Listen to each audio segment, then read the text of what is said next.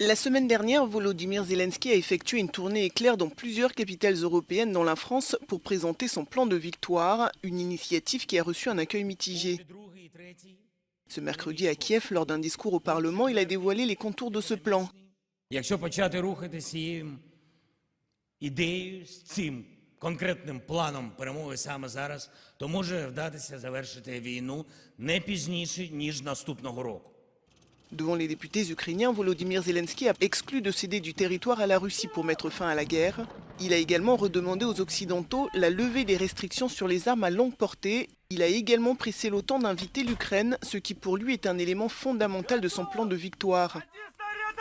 Розширення операцій із застосуванням наших українських ракет і дронів, а також інвестиції у розширення їхнього виробництва в Україні, зняття партнерами обмежень на застосування далекобійної зброї на всій окупованій Росією території України і на території Росії по об'єктах воєнної інфраструктури ворога.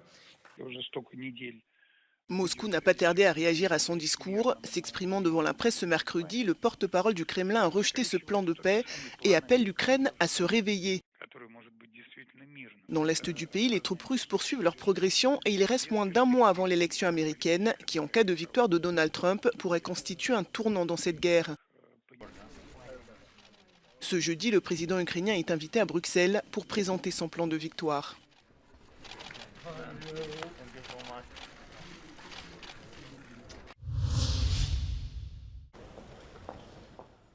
Face à la menace russe, et alors que certains des alliés de l'OTAN redoutent un engagement moindre des États-Unis en cas de victoire de Donald Trump à la présidentielle de novembre, le chef de l'OTAN se veut rassurant. Ce mercredi à Bruxelles, Mark Rutte a réaffirmé que l'Alliance était prête à protéger son territoire et à investir davantage dans sa défense. Il a ajouté que l'OTAN était capable d'affronter n'importe quel ennemi et qu'elle était prête à faire tout ce qui est nécessaire contre de futures attaques. Mark Rutte a également déclaré avoir pris connaissance du plan de victoire présenté par le président Zelensky.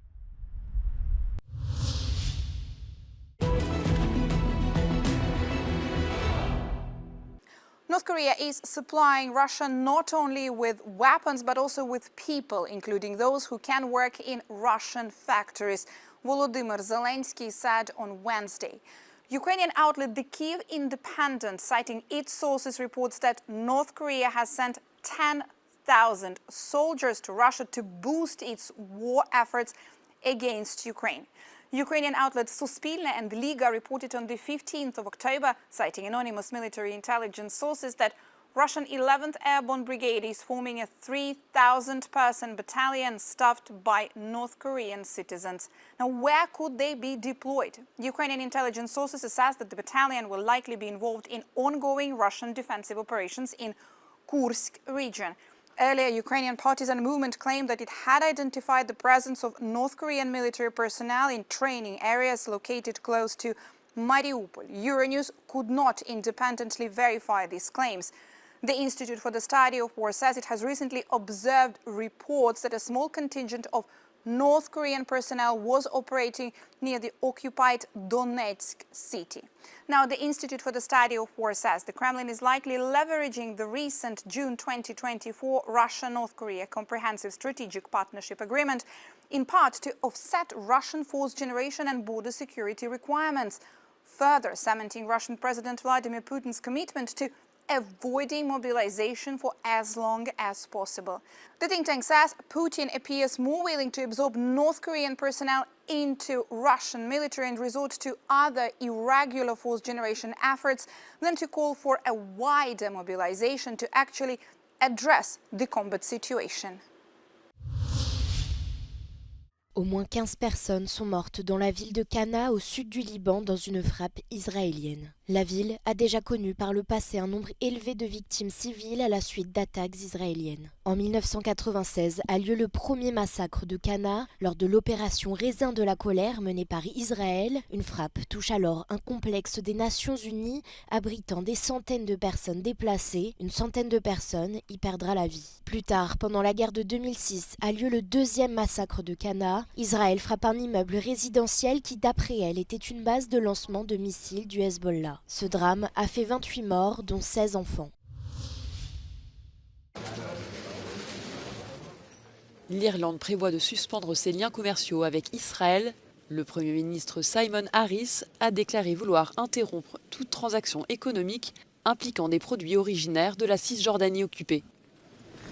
That Ireland now, in the context of the ICJ advisory opinion of July, will not wait for everybody in Europe to move on the issue of trade in the occupied Palestinian territories.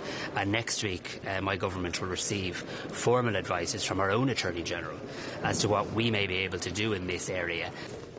La décision de Dublin intervient après l'invitation de l'Union européenne à Israël à discuter de son entrave aux droits humains à Gaza. Une invitation restée sans réponse, alors que l'accord commercial passé entre les deux parties prévoit la possibilité de réimposer des restrictions commerciales en cas de violation des droits de l'homme. L'Irlande, qui a reconnu l'État de Palestine en mai dernier, entend mettre ces restrictions à exécution sans attendre le feu vert de l'Union européenne. The ICJ advisory opinion is a game changer in terms of the context because it now places an obligation on countries to do all they can to help end the unlawful illegal occupation. I'd like to do that at an EU level, but regardless of the EU position, I'm not going to ignore the obligation that I believe now exists on Ireland to act.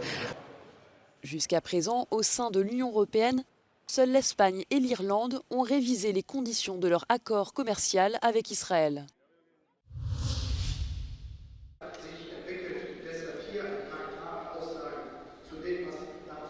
Chancellor Olaf Scholz defended the German government's position on migration, foreign and economic policies in the Bundestag on Wednesday ahead of his meeting with the European Council scheduled for Brussels at the end of this week.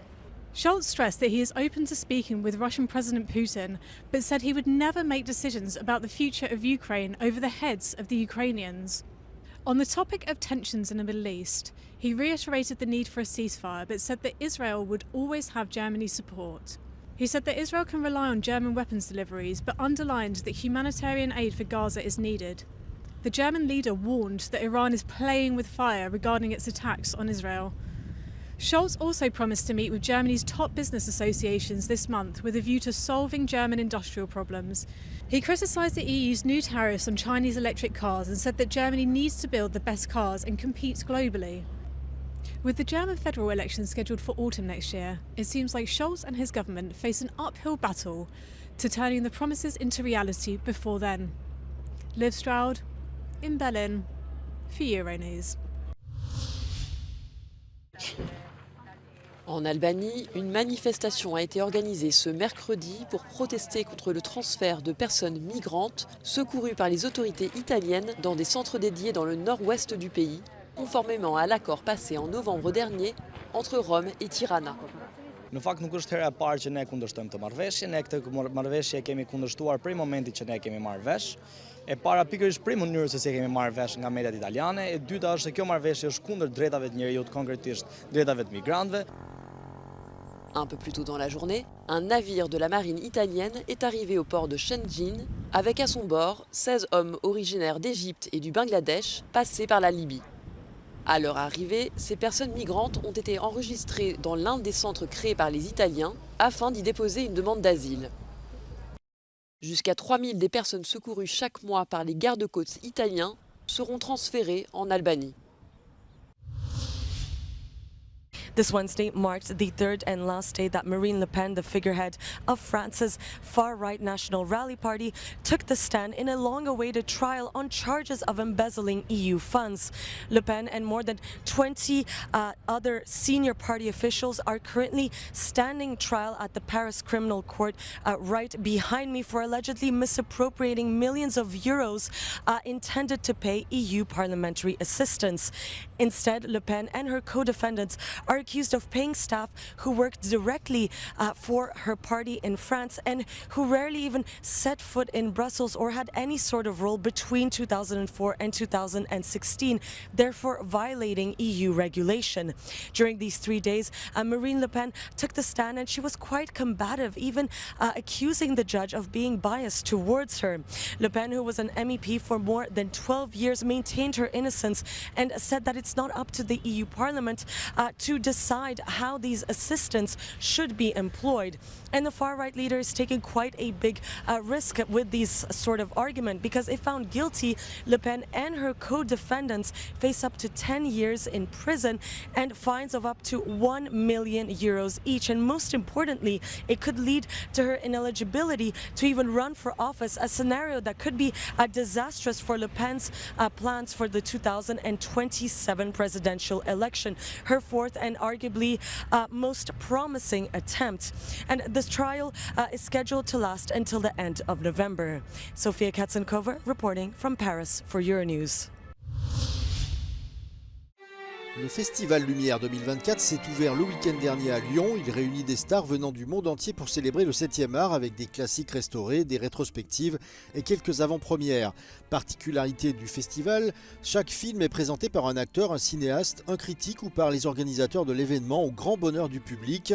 Euronews s'est entretenu avec plusieurs stars présentes pour l'occasion et leur a demandé quel film les a poussés à faire carrière dans le cinéma. Il y a certainement mon film préféré qui est le Chantons sous la pluie, qui est vraiment un film de grand spectacle, tant dans sa panavision que son technicolor et les chorégraphies et la musique.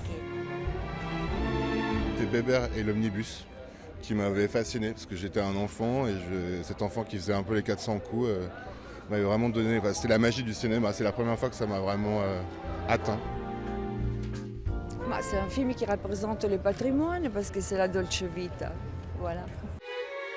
Comme il en a pris l'habitude depuis déjà 16 ans, le festival décernera son prix Lumière lors d'une grande soirée de gala. Cette année, c'est l'actrice Isabelle Huppert qui le recevra.